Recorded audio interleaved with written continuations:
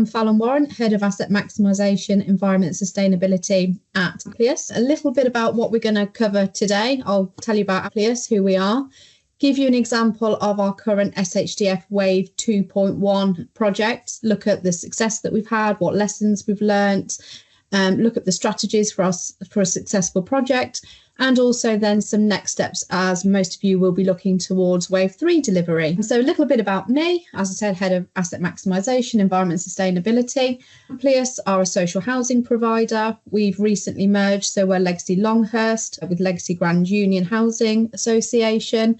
We have a portfolio of roughly 37,000 properties, mixed tenures, and that ranges from the West Midlands, East Midlands, right the way over to the East in Grimsby and down to Bedford, Cambridgeshire areas. I've been in the sector for about 25 years, give or take now, and I've got a really varied background from tenancy management all the way through to strategic asset management, and retrofit is my passion. In terms of retrofit, I'm a retrofit coordinator. I also co-chair a retrofit trailblazer group and have been involved with the RICS publication of their professional standards for retrofit. So I like to share my knowledge, hence doing this today, and hopefully you get quite a bit out of it. In terms of story, like I said, 37,000 homes. Our Wave 2.1 programme delivered 581 properties where we have upgraded them to an EPC Band C. We have looked to reduce heat demand, which will hopefully reduce energy bills for our customers. And we're also looking at our carbon emissions, reducing those through retrofit as well. You'll see there I've put tenant engagement at 800 because we had issues with no access, which I'll come into later. So always within retrofit programs, you will contact more customers than what your initial delivery target is. A little bit more about our SHDF Wave 2.1. So in this program, we adopted a fabric first approach. So we have looked at all the fabric measures that our properties require in terms of getting them up to an EPC Band C. Some properties were cavity wall, some were solid wall. You can see in the photo at the bottom, that's external wall insulation going on. So we've done a real mix of measures within our project. We've even put some renewables on where we've needed to reach that EPC Band C. What I would say within the programme is we've had some real challenges, which I'll go into later, and that's resident engagement, that's the supply chain. But in terms of this programme, it was what can we do to get the maximum benefits for customers while also making our properties sustainable. This was a 2-year delivery programme. We secured 6.2 million funding from DESNZ. However, the total project value was nearly 14 million, and that's come from variations on site. Once we got into the properties, they required more work, more measures. So we've installed external wall insulation, internal wall insulation, cavity extract refill. We've had some real hybrid properties where we've had to do room in roof, which has included loft insulation, roof replacements. We've really looked at the specifications within our planned investment works and tried to incorporate those within the retrofit programme to minimise disruption for customers, as well as trying to do a whole package of measures whilst we're gaining operational efficiencies. We've also done some damp and mould works. So where we've gone into properties and there's issues, we've done those prior to doing the retrofit work as well. The project has been delivered in partnership with Morgan Sindall Property Services as our principal contractor and supported by Lovell Partnerships. So we've had 2 Tier 1 contractors delivering the programme. These are just some images of the before and afters. So these are our properties in Rushden where we've done a whole host of measures. These properties predominantly 1940s build, so have a narrow cavity at the bottom with a solid wall on the first floor. Hence, we've had to install external wall insulation and basically wrapped a blanket around the properties. And you can see we've replaced the roofs as well. So those images give you a really good visual impact of what those properties looked like previously and what we've done and how we've made them look super modern. Customer feedback has been they feel like their homes are a new home. And as you walk the street, we've done 120 properties in this area. You can really see the community impact that has and how that changes the streetscape. Here's a terrace where we've done end to end. So again, just showing you the visual impact that has in terms of the streetscape and how that looks on site. This project, we had to use brick slips on the ground floor area. That was a requirement from planning. However, within Retrofit Works, you may also come across art brick. So art brick is where it's hand drawn. Brick slips are where you put them on like a bathroom tile. And then individually they're grouted in between. So quite technical in terms of on-site delivery, but also quite challenging, time consuming. But again, it's that visual impact that it has. I mentioned planning. If you're in a conservation area, just a quick tip is to get your planning applications in early, and not every planning officer will give you the same information or the same outcome.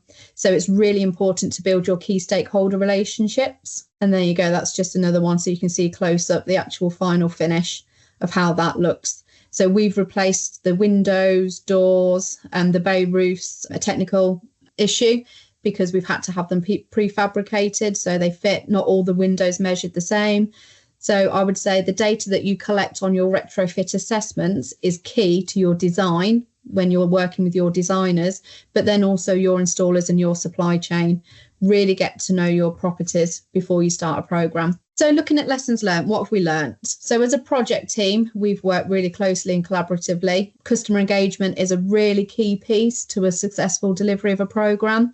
Now that involves really early upfront engagement with customers, having those face-to-face conversations, talking to them about what potential measures are going to be involved, the disruption, inviting them to meet the contractors, talking to them about how to then use the property post measures that have been installed.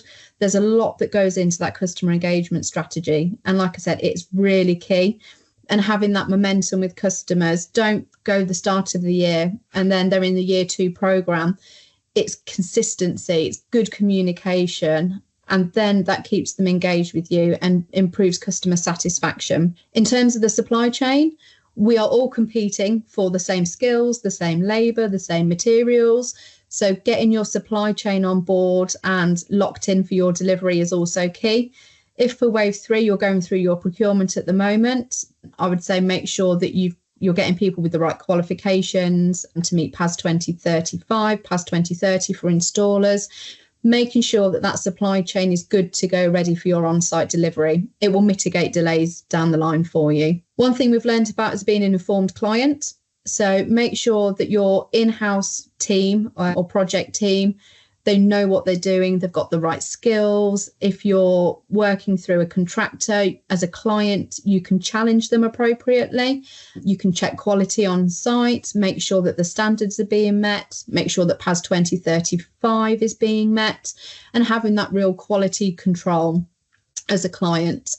And what we've been able to do is upskill our in-house team, but also upskill the supply chain and our partners that we're working with. And that's worked really well. So we're ahead of the game in terms of things being lodged for Trustmark. We know everybody's compliant and everybody knows what they're doing when it comes to delivery on site. Strategies for a successful project. So I've covered some of these already, having a skilled and knowledgeable team. One thing I would say is effective contract management. If you're not sure what your contract you've got in place or what type of contract you have in place, work closely with your procurement team or work with an external company. Getting that right from the offset is going to ease the path as you work through your program in terms of financial accounting, your DESNES reporting, all of the little things that come in and under contract management. Collaboration is a key one. It's always great when you've got a project team that share the same vision and work collaboratively together. You're all there for the same purpose, that one team approach. So working together for the good of the programme, but also, like I said, the residents that are living in those properties. We've really embedded utilising lessons learnt. So we've been able to review the programme as we've gone along and step by step, phase by phase. So what have we learned from initial engagement? What have we learned from initial installation? How can we pivot? How do we change that? How do we make it better? It is a continual improvement cycle. So don't just come to the end of your program and go, well, what have we learned? Think about it as you're moving through. You might need to tweak something, you might need to change something. It's being able to be proactive as well as reactive. Take on board customer feedback. The customer, they are the person, resident living in that property. Take on board what they're saying to you. They're going through that lived experience, and then utilise that to help shape future plans. Utilise case studies. So we've done quite a few different case studies with our customers, and we've used that as a peer-to-peer mechanism where other people are like, oh, I'm not sure, or what have other people said. They work really well. And then I've mentioned that peer-to-peer interaction. If you've got people that are willing to, have some retrofit champions, have people that have gone through that lived experience that are willing to talk to others, that will do a webinar with you, that will come to an engagement event. Because like I said, there's nothing better than somebody talking to another person that's gone through it. They can tell you exactly how it was, what happened, how they were communicated with. So that's a really key part of that engagement strategy that we employ. So a little bit on next steps. This is wave 3. So we are about to start delivery of wave 3. One thing I would say, which you should be doing as part of your bid application, is really know your property data. Understand your properties, get out there, see them. Yes, you will be doing retrofit assessments because they're requirements, but actually, how good is your data prior to that? What validation can you put in place to give you the best starting point and foundation before you even get to site? And then look at the measures, do some scenario testing on your data. Look at what you're potentially going to have to do on site before you get there. Is it a property that you think, oh gosh, well, initially it looked like it was a cavity. Well, actually, it's not. It's a solid wall. So your program will change. Your measures will change. What can you do up front to give you a really good foundation is what I would say with property data. In terms of resident engagement, I've alluded to this already in the presentation. Early engagement is key. So residents like to be informed, and you won't tell them once, you'll tell them twice, you'll tell them 3 times, but be there for them, handhold them if needed, and think of different platforms to engage people on. There's not just face-to-face, there's not just telephone or email. Can you do anything online? Can you do an engagement event? Is there a chatbot function that you can put in if people just want a quick answer to something? Use basic language. So we've found with our residents that they don't understand the word retrofit. So we changed our language. We call it energy efficiency improvements. Well, straight away, the mindset changes. So think about how you're talking to people. How would you want to be talked to so you understood it? And then the other thing is really selling the key benefits to the work that you want to do. How is it going to improve not just the property, it's their home? What is it going to do to their home to make their lives better? How is it going to reduce their heat demand, which should impact and have a positive effect on bringing their utility bills down? We caveat that with we can't control Ofgem and the price caps. However, what we're doing to improve that property, improve the indoor air quality, improve the warmth, the thermal comfort, all those great things that we're trying to do has a positive impact on those people living in that home. And then the other thing that I would say is your contractors and supply chain. Go through your procurement processes, make sure you're compliant with the new Procurement Act. Look at your delivery approach. How are you wanting to deliver that program? Do you phase it? Is it community based?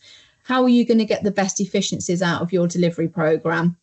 But then make sure you're securing your supply chain through your delivery partner. Because like I said, everybody's competing for the same skills, the same labour, the same materials. And if you can get it locked in and get your prices locked in, you'll be in a much better position when you start to deliver your Wave 3 programme.